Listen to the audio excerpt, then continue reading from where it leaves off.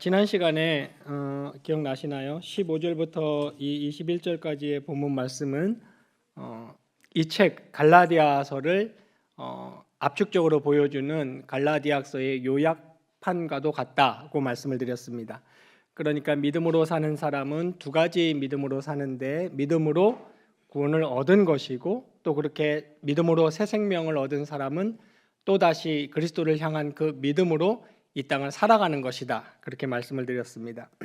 지난 시간까지 우리는 19절까지 해서 이 15절부터 19절까지가 조금 어려운 본문인데 하나님의 은혜로 잘 넘겼어요. 잘 넘어왔고, 오늘 이제 그 15절부터 19절까지는 제가 말씀드린 사도 바울이 우리가 믿음으로 말미암아 율법이나 행위나 우리의 노력 하나도 없고 오직 하나님이 펼쳐놓으신 그것을 믿는 그것으로 우리가 생명을 얻었다, 이 얘기를 했고요. 이제 오늘 공부할 20절과 21절은 그렇게 생명을 얻은 사람은 역시 남은 여생도 그 똑같은 믿음의 두 가지 성격이라고 말씀드렸죠. 똑같은 믿음으로 이 땅을 살아간다, 이렇게 말씀을 드렸습니다. 그러니까 이제 사도 바울이, 이건 사도 바울의 전형적인 패턴이에요.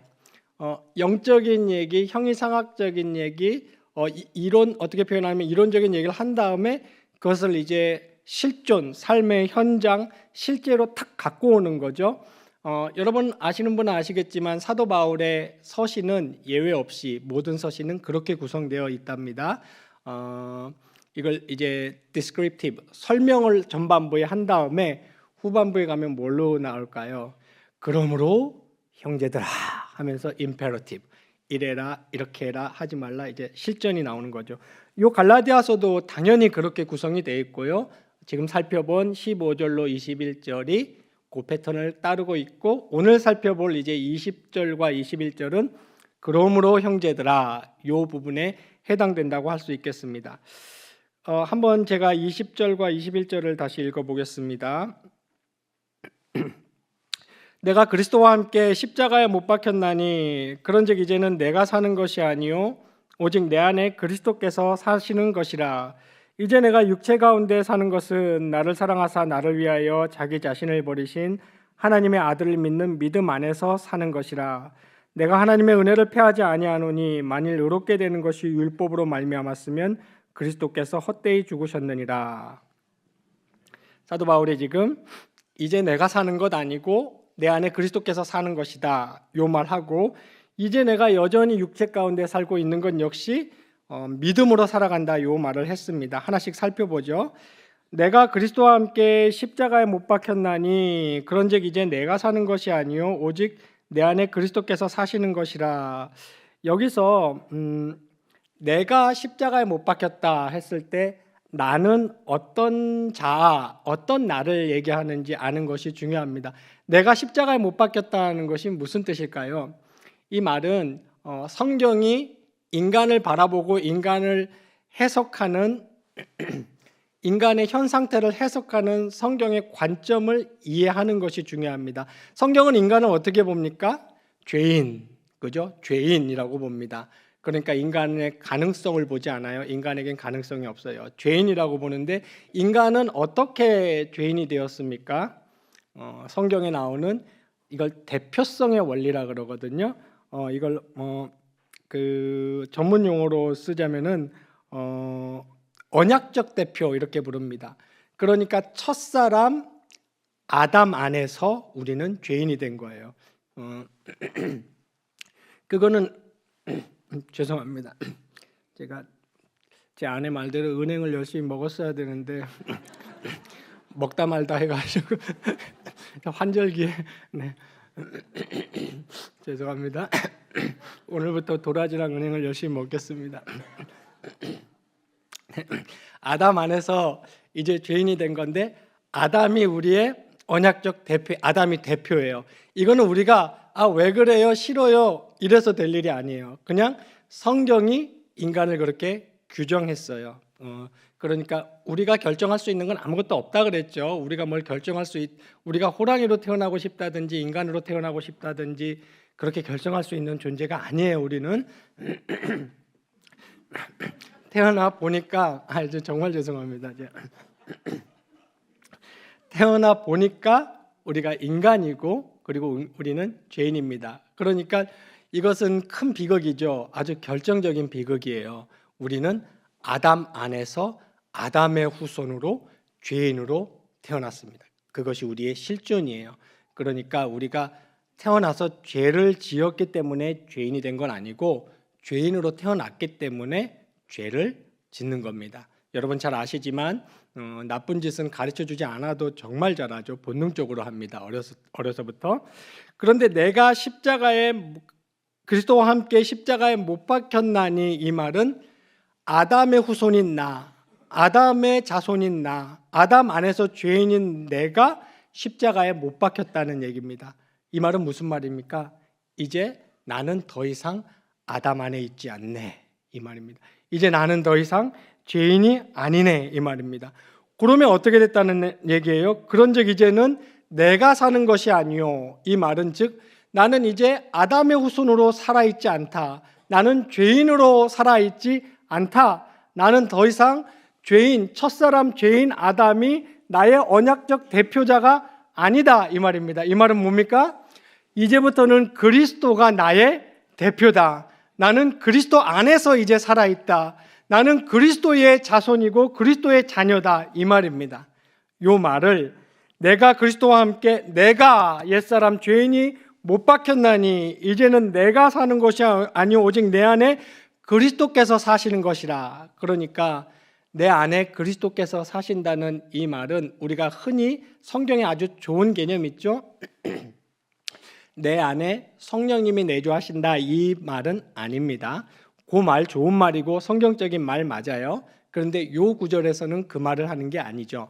내 안에 그리스도께서 사시는 것이라, 이 말은 내가 이제 그리스도의 자녀로, 그리고 그리스도 안에서 죄인 아닌 의인으로 사는 것이다, 이 얘기를 하는 겁니다. 그러니까 그래서 이제 그리스도를 신학적으로 뭐라고 부르냐면 좀 익숙하실 거예요. 들어보셨을 거예요. Last Adam, 마지막 아담 혹은 새 아담, 이렇게 부릅니다. 들어보셨죠? 예. 옛 아담이 있고, 로마서 우리 성경 읽기 요번 분기 시작할 때 로마서 읽은 거 기억나시나요? 옛 아담 안에서 모든 사람이 죽은 것 같이 둘째 아담, 새 아담 안에서 모든 사람이 생명을 얻었다, 그런 표현이 로마서에 나오잖아요. 그러니까 그리스도가 내 안에 사시는 것이다, 이 말은 그리스도가 이제 나의 대표다. 나는 그리스도 안에 있다. 옛 아담 안에 있지 않고, 이 말은 나는 죽게 되지 않고 나는 살게 되었다, 이 말을 지금 하는 겁니다. 그러니까 실존을 딱 얘기했죠. 이런 거 어떤 개념이에요, 여러분? 영적인 개념이에요. 그리고 이것은 신비입니다. 제가 여러 번 말씀드렸지만 진짜 우리가 인생을 살아가면서 중요한 것들은 실험실이나 어떤 물리적으로 보이고 들리고 만져지는 것들로 입증할 수 있고 증명할 수 있고 그런 것들이 아니에요. 사랑, 효도, 우정, 생명이 대표적으로 그렇죠. 생명은 눈에 보이거나 잡히거나 그러는 것, 뭐 어떻게 엑스레이 같은 걸로 증명할 수 있는 건 아니에요. 그러나 우리는 생명이 있어요. 네, 그런 것처럼 우리가 그리스도 안에서 아담 안에 있지 않고 그리스도 안에 있다, 그리스도가 내 안에 거하신다, 내가 그리스도 안에서 새 사람이 되었고 살게 되었다, 이런 것은 영적인 의미고 신비적인 의미입니다. 그러니까 이런 성경의 진리를 받아들일 때는 영적인 시각을 가지셔야 되고 신비를 그대로 받아들이셔야 되는 겁니다. 이걸 자꾸 제가 여러 번 강조했습니다. 물리적으로, 특히 과학적으로 생각하시려고 하면은 안 됩니다. 제가 미국에서 이제 필라경향교회 강도사로 있을 때 막 그 친구들 몇 명 안 되지만 이제 한인 2세들이나 이렇게 같이 성경 공부를 열심히 가르치고 교리를 가르치고 이제 하다 보면은 오케이 강도사님 딱 그래요. 그러면 딱 무슨 말 할 줄 알아? 오케이.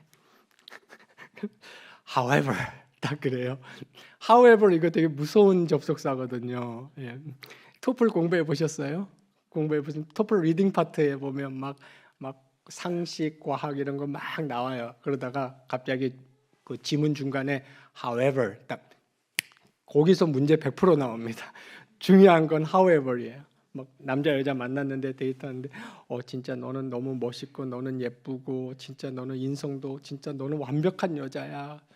However 그만 만나자. 이러면 요점은 however 뒤에 있는 게 요점이에요. 이 친구들도 항상 그래요. 보면은 오케이 강도사님, 오케이 you got a case? 그럼 오케이 absolutely 뭐 이런 다음에 however 딱 그러면 그 뒤에는 나온 말이 뭐냐면 science perspective 그래요. 과학적인 관점에서 볼 때 그 얘기를 합니다. 여러분 과학 얘기를 제가 다시 한번 좀 할게요. 과학을 다시 말씀드립니다. 과학은 묘사할 뿐입니다. 특히 잘 들으세요. 과학은 describe 묘사해 줄 뿐이에요. 그러니까 사람이 물에 발을 담는 순간 푹 빠져요, 물에. 그죠? 그게 왜 빠지는지 그런 거기에 힘이 있고 원리가 있고 요소가 있고 성분들이 있고 화학들이 거기 있어요. 있죠? 부력이 있고 중력이 있고. 근데 과학은 그걸 그냥 describe 해주는 거예요. 이게 이렇네, 저게 저렇네. 그러니까 뭘로 describe 묘사해줘요? 기호를 사용하죠. 두 가지 기호예요. language, 언어를 사용하고 또 하나는 숫자라는 기호를 사용해요. 언어라는 기호와 숫자라는 기호를 사용해서 그걸 그대로 묘사해 줄 뿐입니다. 그런데 과학은 어떤 말을 안 하느냐? 과학이 안 하는 건 뭐냐면 요런 법칙과 원리가 여기 있네요. 딱 과학은 거기까지만 얘기하고 요 법칙 밖에서는 그 어떤 일도 일어나지 않아요. 이 얘기를 과학은 해요, 안 해요? 안 해요. 이 얘기를 하는 사람은 누굽니까? 인간이에요. 인간. 그러면 이걸 우리는 뭐라고 부르냐면 과학주의라고 부릅니다. 과학은 훌륭하고 좋은 거지만 과학주의는 나쁘고 잘못된 거예요. 즉 그 누구도 심지어는 과학 그 자체도 과학의 법칙 밖에서 그 어떠한 일도 일어나지 않는다는 얘기를 안 해요. 그런 얘기를 만약에 과학의 법칙 밖에서는 아무 일도 일어나지 않습니다라고 주장을 한다면 그것은 비과학적인 주장입니다.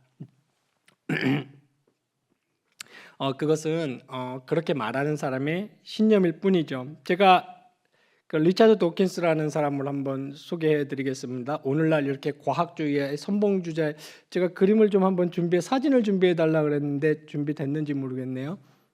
네, 저기 서 있는 사람이 리차드 도킨스인데 저 사람 오늘날 최고의 기독교 종교 반종교주의자, 반기독주의자예요. 저기 뭐라고 써 있어요? There's probably no God. Now stop worrying and enjoy life. 그랬어요. 아마도 신은 없습니다. 그러니 걱정을 그치고 삶을 즐기세요. 이거 이제 리차드 도킨스가 그 영국의 그 무슨 협회인데 무슨 협회인지 지금 기억이 안 나요. 무신론 협회인가? 거기서 이제 도움을 받아서 저 사람 한국에도 광고를 냈어요. 한국 광고도 한번 보시겠어요? 네, 성남시 시내버스다. 요거 보신 분 계실 거예요 아마. 신은 없어도 인간은 열정적이고 영적일 수 있습니다. 얼마나 열심히 해요. 전도 우리보다 열심히 해요. 어떤 전도합니까? 하나님 없습니다. 하나님 믿지 마세요. 이런 전도를 돈 써가면서 얼마나 열심히 하는지 모르겠습니다. 자, 그런데 제가 이 사람을 왜 소개시키냐면은 이 사람이 쓴 최고의 히트작, 이제 사진 지우셔도 되겠습니다. 네, 제 얼굴을 좀 보여주세요. 네, 감사합니다. 이 사람의 최고의 히트작 중에 이제 The God Delusion이라고 있어요. 이거 우리나라에도 번역을 됐는데 만들어진 신이라는 아마 제목으로 우리나라에도 출간이 된 것 같습니다. 저는 미국에서 이 책을 2번 읽었어요. The God Delusion을. 그때 읽을 때 두근두근하는 마음으로 읽었어요. 왜 두근두근했을까요? 진짜 세계 최고의 과학자인데 옥스퍼드 대학의 교수인데 진짜 신이 없음을 과학적으로 증명했으면 어떡하지? 워낙 찬사가 쏟아지니까 저 정말이에요. 두근두근하는 마음으로 책을 딱 읽었는데 진짜 저는 진심으로 실망했습니다. 왜냐하면 그래서 한 번 더 읽었어요. 왜냐하면 어려운 과학 용어 같은 것도 좀 나오고 해서. 제가 왜 실망했겠습니까?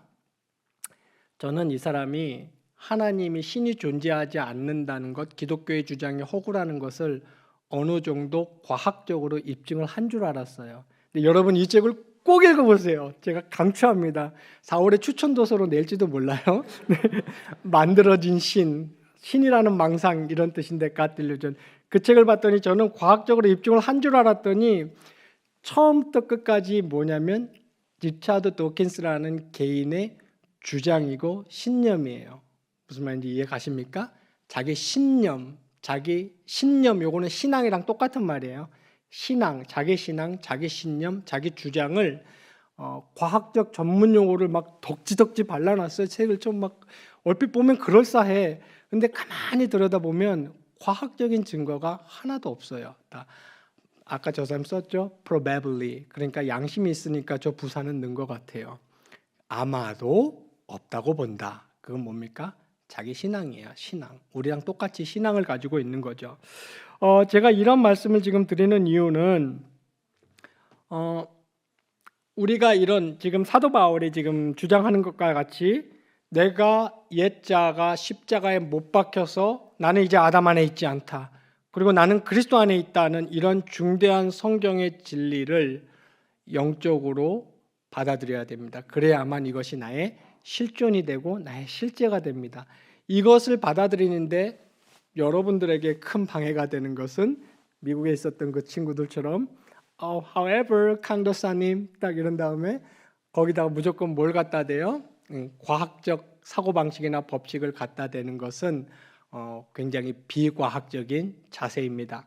그래서 사도 바울은 지금 얘기를 하기를 내가 그리스도와 함께 십자가에 못 박혔나니 그런즉 이제는 내가 사는 것이 아니요 오직 내 안에 그리스도께서 사는 것이다. 즉 굉장히 신비롭고 영적인 자기의 실존에 대해서 얘기를 했어요. 그런 다음에 이제 하는 말이 이제 내가 그랬습니다. 이제 내가 육체 가운데 사는 것은 나를 사랑하사 나를 위하여 자기 자신을 버리신 하나님의 아들을 믿는 믿음 안에서 사는 것이라 그랬습니다. 사도 바울이 지금 이제 내가 육체 가운데 사는 것이다 했을 때 육체는 무엇을 말하는 것입니까? 성경은 육체 할 때 두 가지 의미가 있어요. 요거는 문맥에서 살펴야 됩니다. 첫 번째 의미는 뭐냐면 진짜 이 육체를 말하는 거예요. 육신, 그죠? 노화되고 늙는 이 육체를 말하는 겁니다. 다른 말로 하면 영화되지 않은 아직 이 육체를 말하는 것이고 또 성경이 육체일 때는 어떤 의미를 갖고 있습니까?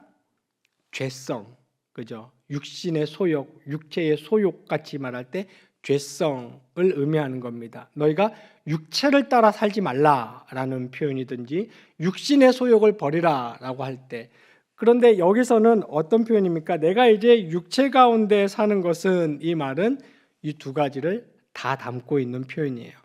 내가 그리스도 안에서 완전히 의인이 되었고 새 생명을 얻었지만 그러나 여전히 나는 육체 가운데 아직 살고 있죠. 이 말은 다른 말로 아직 영화되지는 않았다는 것이고 또 육체 가운데 살고 있다는 말은 또 다른 말로 뭡니까? 죄를 짓기 마련이다 라는 말입니다. 하지만 그러함에도 불구하고 내가 육체 가운데 사는 것은 나를 사랑하사 나를 위하여 자기 자신을 버리신 하나님의 아들을 믿는 믿음 안에서 사는 것이라 라고 했습니다. 그러니까 이 사도 바울이 지금 이제 하는 말은 내가 옛사람이 십자가에 못 박히고 아담의 자손으로서의 자격이 십자가에 못 박히고 그리스도의 자녀로서 그리스도인으로서의 새 삶이 내 안에서 나의 새로운 실존이 시작되었단 말이죠. 그렇다면 이것은 이제 그 신학 용어로 이거를 종말론적 긴장 상태에 있다. 신학자들은 이렇게 표현했어요.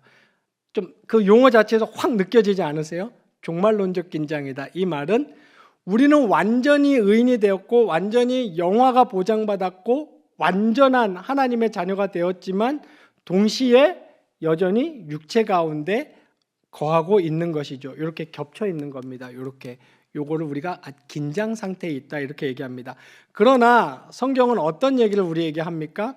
그럼에도 불구하고 우리는 어떤 기준과 어떤 관점으로 살아야 된다는 것이죠. 그리스도인으로서 옛사람 아담 안에 있는 사람이 아니고 그리스도 안에 있는 사람으로서 살아야 된다는 겁니다. 요게 전투라고 표현했어요. 성경은 전쟁, 영적 전쟁. 심지어는 에베소서에 보면 하나님의 전신갑주를 취하고 살아라 이렇게라도 표현을 했습니다. 그러니까 사도 바울이 지금 얘기하는 것이 그 종말론적 긴장 상태에 있는 겁니다. 내가 내 신분이 완전히 변했지만 나는 여전히 육체 가운데 살고 있다는 것을 전제로 하고, 그러면은 내가 이제 어떻게 사는 것인가? 하나님의 아들을 믿는, 즉 예수를 믿는 믿음 안에 사는 것이다 라고 했습니다. 이 믿음 안에 산다는 것은 무슨 말입니까? 믿음 안에 산다는 것은 나의 남은 여생을, 간단해요, 그리스도를 신뢰하는 가운데 나의 여생을 살아간다는 말입니다. 어려운 말 아니죠? 네, 쉬운 말입니다. 즉 또 다른 말로 하자면 그리스도인으로서 그리스도를 위하여 살아간다는 말입니다. 이게 굉장히 혁신적인 말이에요. 이제 내가 육체 가운데 사는 것은 나를 사랑하사 나를 위하여 자기를 버리신, 요 말의 의미를 좀 생각해 보십니까? 나를 사랑하사 나를 위하여 자기를 버리신, 왜 그렇게 하셨어요? 나를 사랑하사 나를 위하여 왜 자기를 버리셨습니까? 우리에게 원래 위치를 찾아주기 위해서죠. 그러니까 원래 새 생명을 찾아주기 위해서예요. 원래 사람은 어떻게 디자인되었습니까? 하나님 안에서 하나님을 섬기게끔 디자인되었고 창조되었는데, 그것을 아담 안에서 잃어버렸지만 이제 예수 안에서 다시 찾아주셨으니 이제 내가 육체 가운데 사는 것은 그리스도를 믿는 믿음 안에서 사는 것이다. 지금 이 얘기를 하고 있는 겁니다. 그러니까 저와 여러분은 이제부터 어떤 마음으로 사셔야 되냐면, 육체 가운데 있는 남은 여생을 오로지 그리스도 예수를 믿는 믿음으로 살아가셔야 됩니다.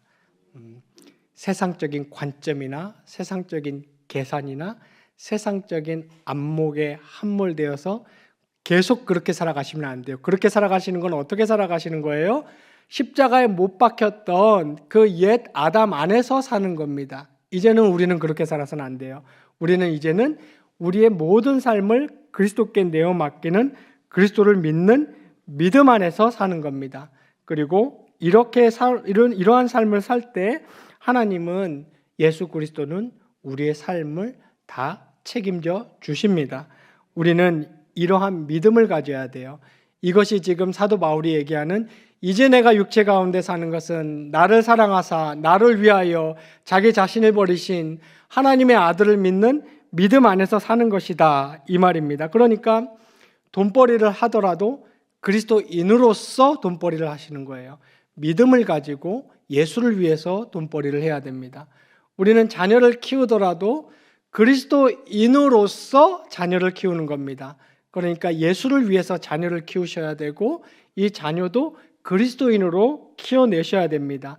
그렇게 하는 것은 또 우리의 남은 여생을 온통 모두 예수 그리스도께 신뢰와 신앙과 믿음으로 내어 맡기는 것을 말합니다. 여러분, 믿음이라는 말의 원래 뜻은 뭡니까?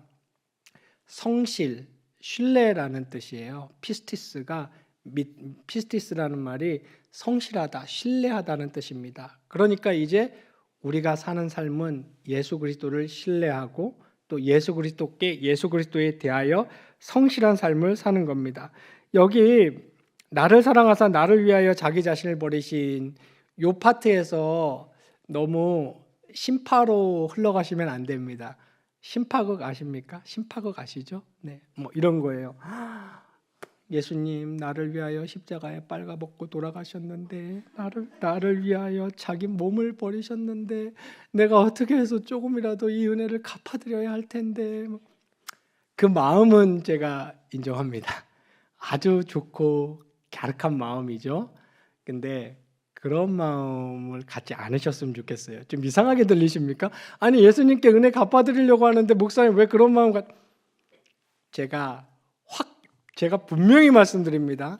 갚을 길이 없어요.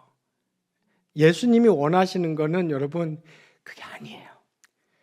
갚을 길도 없고 예수님이 우리를 위하여 사랑하사 자기 몸을 버리셨을 때 원하시는 것은 그런 몸부림이 아니고 딱 두 가지만 원하십니다. 하나님의 예수님의 그 은혜와 사랑을 즐기고 끝까지 믿으셔야 돼요. 그게 기독교의 복음입니다. 그걸 즐거워하세요. 즐기세요. 은혜를 누리십시오. 예수님이 여러분을 위해 죽으신 것을 마음껏 누리시고 즐거워하시고 만끽하시고 은혜 바다에 헤엄치시고 그리고 요 은혜가 나머지 내 인생도 완전히 지배한다는 것, 이것을 믿는 겁니다. 이게 그리스도, 내가 이제 사는 것은 나를 사랑하사 나를 위하여 죽으신 그리스도를 믿는 믿음 안에서 사는 것이다 라는 것을 의미합니다. 이렇게 서론을 사도 바울은 이렇게 마무리하네요. 내가 하나님의 은혜를 패하지 아니하노니 만일 의롭게 되는 것이 율법으로 말미암았으면 그리스도께서 헛되이 죽으셨느니라. 요걸 이제 마무리했습니다. 그러니까 의를 이루어 주시는 것은 전적인 하나님의 선물이다. 이 선물은 무상으로 주어지며 전적인 은혜고 사람 편에서 이제 할 수 있는 것은 없다.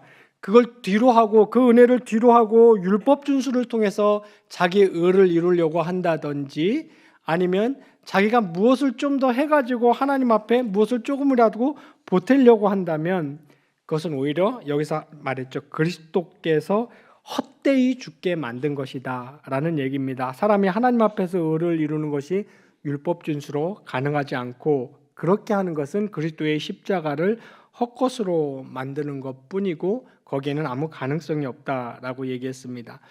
오늘 이 서론을 이제 정리를 좀 하겠습니다. 갈라디아서 서론을 정리했는데요. 다음 상장부터는 또 바울이 본격적으로 3장 1절부터 4장 11절까지 복음의 내용을 세 단계로 설파를 합니다.